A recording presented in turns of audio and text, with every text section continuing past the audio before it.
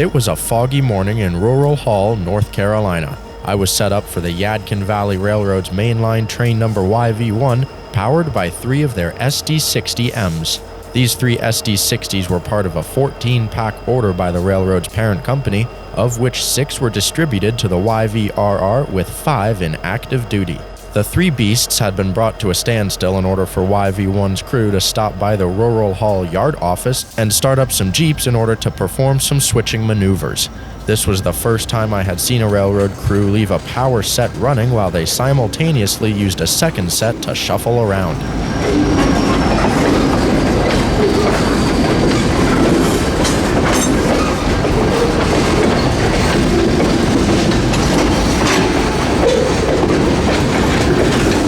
Among shifting the tank cars for transload, switching duties also included setting out the 3819 while the wide cab Jeep continued switching. About 10 minutes later and the crew was back on board their primary train, ready to continue their journey.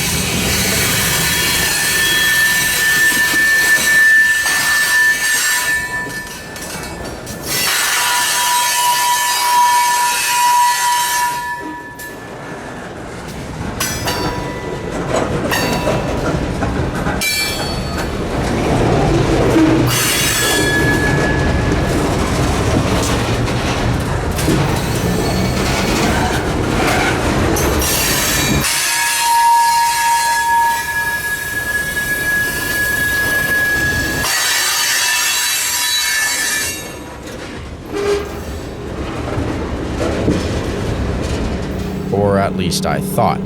Driving along the transload cars, it appeared as if the crew wasn't quite done with their switching, but I decided to keep moving and get a head start on the train. The railroad operates 2 lines from Rural Hall, one of which sees sparse service going north, with the latter heading 63 miles west further into the valley. Tobaccoville is only a couple miles west of Rural Hall along the main line, and it wasn't long before YV1 was continuing through town.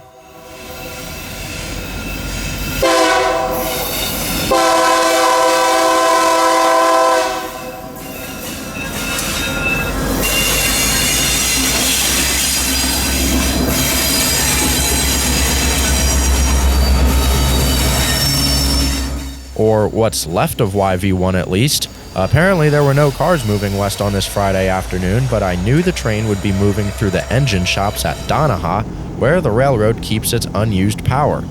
The assortment at Donaha was incredible, with Knoxville Locomotive Works SE32C number 3200 front and center.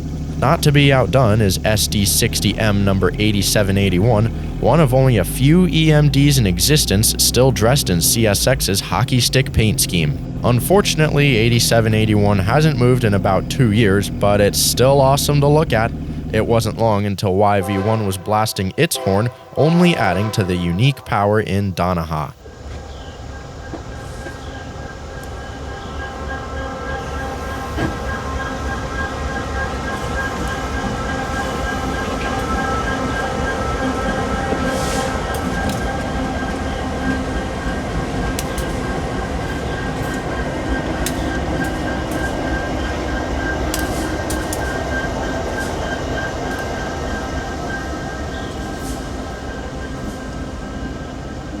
And the conductor hopped off and the train stopped.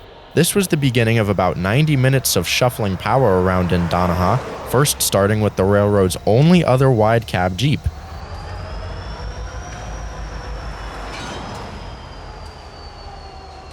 "2392 was pulled onto the main and tacked onto 3819, at which point the 5 engines ambled back towards the sand tower. By this point, there were about 5 or 6 employees on board, all of which were communicating via scanner about taking the 3200 out. This would be the first time in months that the KLW demonstrator turned a wheel, and I was excited at the prospect.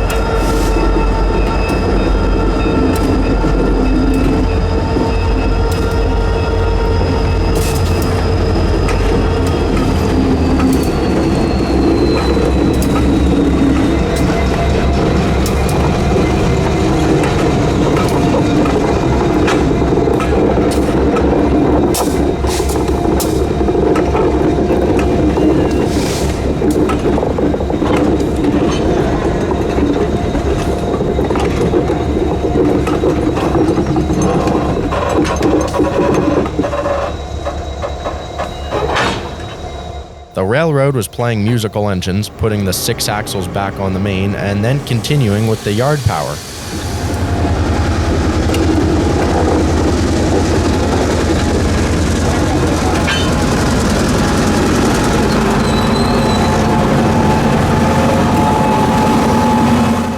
Operations like these are always fascinating to watch, as you never know exactly what's going to happen next, as was the case in Donaha this morning, as the 3200 was begrudgingly stowed back in the yard due to an apparent mechanical issue.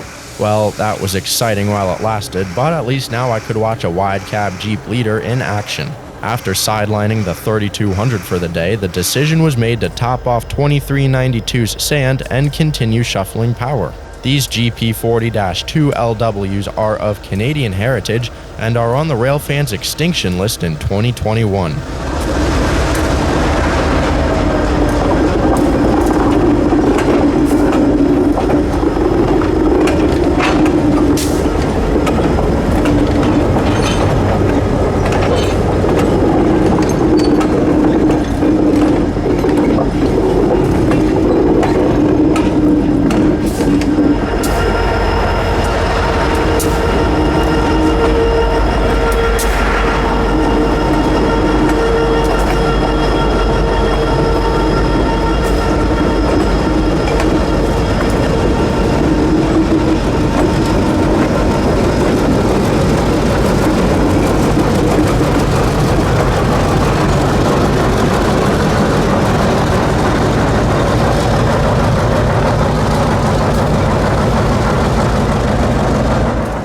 SD60M number 8772 was apparently getting set off as well, leaving 2 Jeeps and 2 60s.